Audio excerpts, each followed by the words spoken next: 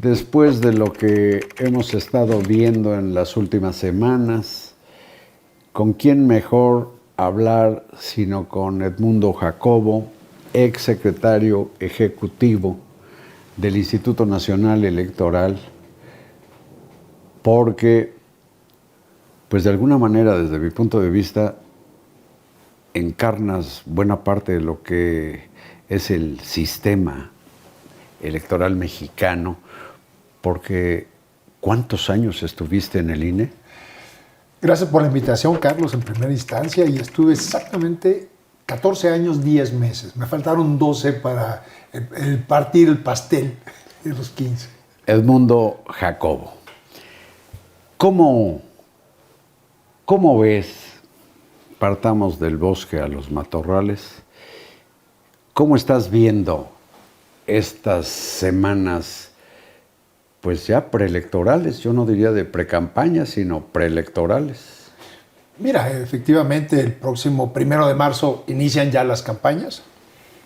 Parece como paradójico, ¿no? Porque estamos viviendo campañas desde hace meses atrás, pero formalmente la ley establece que el 1 de marzo arrancan las campañas.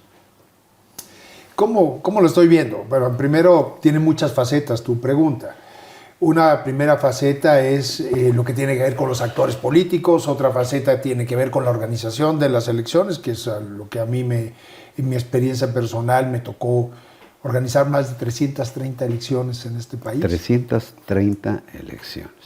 Los partidos. Los partidos políticos, las candidaturas, en fin.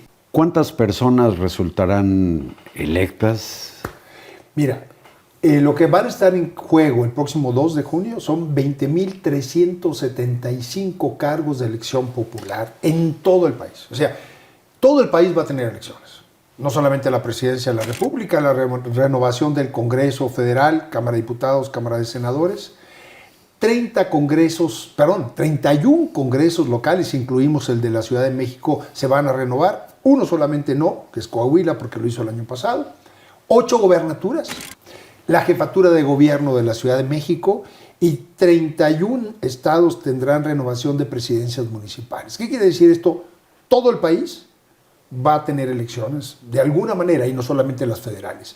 Perdón, y en las presidencias municipales además, supongo que en esta elección o de esta elección surgirán regidores, por ejemplo. Claro, todo el cabildo. El cabildo de los ayuntamientos también se elige en este proceso.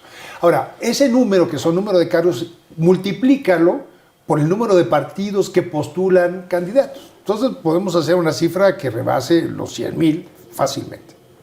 Bueno, los candidatos a esos más de 20,000 puestos no serán 20,000, sino, pues esto hay que multiplicarlo cuando menos por 3 o 4 por las coaliciones. Las coaliciones, y luego hay partidos locales. Vamos a andar en una cifra cercana a los 100,000 candidaturas.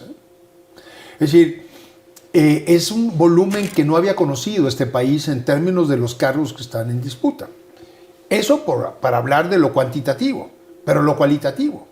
Vivimos un momento de mucha polarización en nuestro país. Lo que es normal en la democracia, que es la renovación de los cargos, porque tienen periodos establecidos, a esa normalidad democrática ahora le sumamos un ambiente muy polarizado, Carlos, que es algo que a mí me preocupa mucho, porque cuando tú tienes una disputa política, por lo que es natural a la misma, es la posibilidad de diálogo, como estamos platicando tú y yo, aunque tengamos diferencias, poderlas expresar y construir incluso acuerdos, para eso es la política, para resolver los problemas que no son comunes.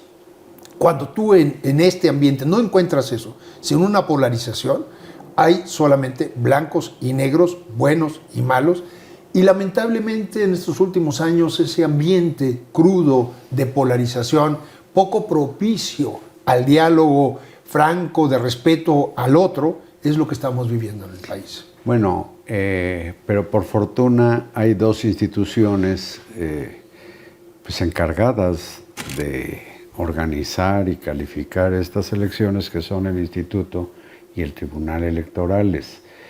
¿Cómo ves a estas 2 instituciones para enfrentar esta elección tan polarizada?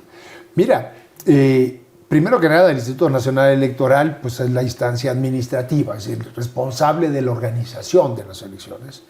Y el Tribunal Electoral del Poder Judicial de la Federación es lo que llaman los abogados la instancia jurisdiccional, es decir, en donde las quejas, las diferencias se resuelven y tiene además una atribución muy importante. El tribunal es el que va a calificar la elección presidencial y es la última palabra. No hay otra instancia más para esa calificación. Ese es el nivel de Sus fallos son irrevocables. Irrevocables. En materia electoral, inapelables. En materia electoral es instancia terminal. Lo que el tribunal... ¿Y cómo las ves? Tenemos un problema. Voy a empezar con el tribunal. El tribunal, pues la Constitución está indicado así, debe estar integrado por 7 miembros. Ya tenemos una falla, porque faltan 2. Concluyeron 7 magistrados.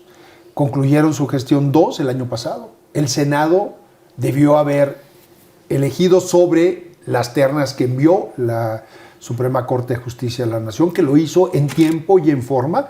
Y ya ha pasado todo este tiempo y el Senado no ha resuelto al respecto y parecería ser que así nos vamos a ir hasta el momento de la calificación de la elección. Hay solo 5 magistrados. 5 de 7. Y eso creo que no le hace bien a la solvencia que el tribunal debe tener. Está previsto por alguna razón por el legislador que sean 7, no 5. Pero además, esos 5 se han confrontado en las últimas semanas con la destitución del anterior presidente y ahora es una señora, la presidenta del Tribunal Electoral. Sin embargo, déjame decir algo. Tengo conocimiento de que, pese a sus diferencias, los 5 magistrados suelen ser, digamos, garantistas en sus fallos o en sus posiciones, en sus proyectos, en sus votaciones. Es decir, que más allá de sus diferencias y el cambio que hubo de presidente a presidenta, pareciera que su comportamiento profesional como magistrados es garantista. En ese sentido, creo que garantizarán o pueden garantizar un análisis y sentencias o fallos, digamos, apegados a la ley. Eso es lo que todos esperamos. Porque... Perdón, pero eso yo creo. ¿Tú lo crees? Mira, yo creo lo siguiente. No puede haber otro fallo más que el fallo del tribunal. Tiene que haber elecciones aquí el próximo 2 de junio en este país y tiene que ocuparse todos los cargos que están en juego y el tribunal tiene que hacer su trabajo para que calificar la elección antes del 1 de octubre, cuando tomará posesión quien resulte con el voto mayoritario. Pero perdón, tu confianza, si la confianza en el tribunal se mide del 1 al 10, ¿cómo qué puntaje le das a tu confianza? Mira, lamentablemente no le puedo dar el 10, y lo digo con toda honestidad y con toda claridad. Y también con la confianza en que espero que el tribunal sea más consistente en las sentencias que tiene que emitir para llegar al 10 en el momento que califique la elección. Creo que no está viviendo el mejor momento. ¿Cuánto le pondrías ahorita? Yo creo que apenas está rozando el 8, si bien nos va.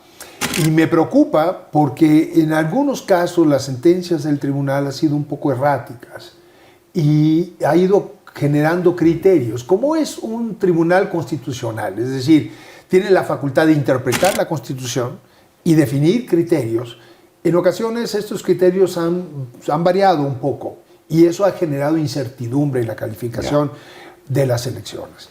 Yo espero, por el bien de la República, de la democracia, de todos y todas nosotros, que las sentencias próximas del tribunal sean un poco más consistentes en ese sentido. Y las diferencias entre los magistrados, que en cualquier colegiado, Carlos, tú has vivido muchos de ellos, hay diferencias. El problema no es eso, al contrario. La diferencia debe enriquecer el juicio de un colegiado. Y esas diferencias personales redunden en el enriquecimiento de los juicios del tribunal y no en la polarización del tribunal, como lo hemos visto en recientes sesiones, en la renovación de la presidencia o en fallos en donde 3-2 y no que las sepan de unanimidades han resultado lo más... Y al Instituto Nacional, donde trabajaste más de 14 años. El Instituto Nacional Electoral, institución que yo quiero muchísimo, que además pues, es la joya de la corona de un largo proceso de transición democrática en donde antes las elecciones, recordemos, se organizaban desde la Secretaría de Gobernación, el gobierno en turno era juez y parte en la organización de la elección y justo para darle credibilidad a las elecciones se crea una institución autónoma que es el Instituto Federal Electoral y después deviene el Instituto Nacional Electoral. Eso hace ya más de 30 años. Cuando es autónomo el instituto fue en 1996. La primera elección federal que organiza el IFE como institución autónoma es la intermedia de 1997. ¿Ya? Cuando por primera vez, recordarás, el PRI pierde la mayoría. Capital, y pierde la capital y la mayoría en el Congreso, sí. En la Cámara de Diputados. Bueno, además es un INE que pues yo me he quedado con la idea ciudadanizado. Así es, a ver, sobre la base de que quienes reciben los votos y cuentan los votos de los vecinos en las casillas son ciudadanos, que son escogidos por sorteo, y por el apellido y por el mes de nacimiento. Son millones de mexicanos, parece que el INE tiene que enviar a buscar como a más de 10 millones de mexicanos, ¿no? Va a tocar las puertas de 13 millones de hogares. Para el día de la jornada, el 2 de junio, tener alrededor de 1,5 millones capacitados, que son los que se van a necesitar. Seleccionados entre más de 13 millones de personas. Exactamente. Bueno, como ven, Edmundo Jacobo sabe demasiado de esto. Y yo te pido que aguantes aquí para que continuemos la conversación, porque vamos a ver algunos detalles de lo que está ocurriendo y que quizás le preocupan como a mí, a la audiencia. ¿Aguantas aquí? Aguanto con mucho gusto. Gracias, Edmundo Jacobo. Muchas gracias a ustedes y hasta mañana.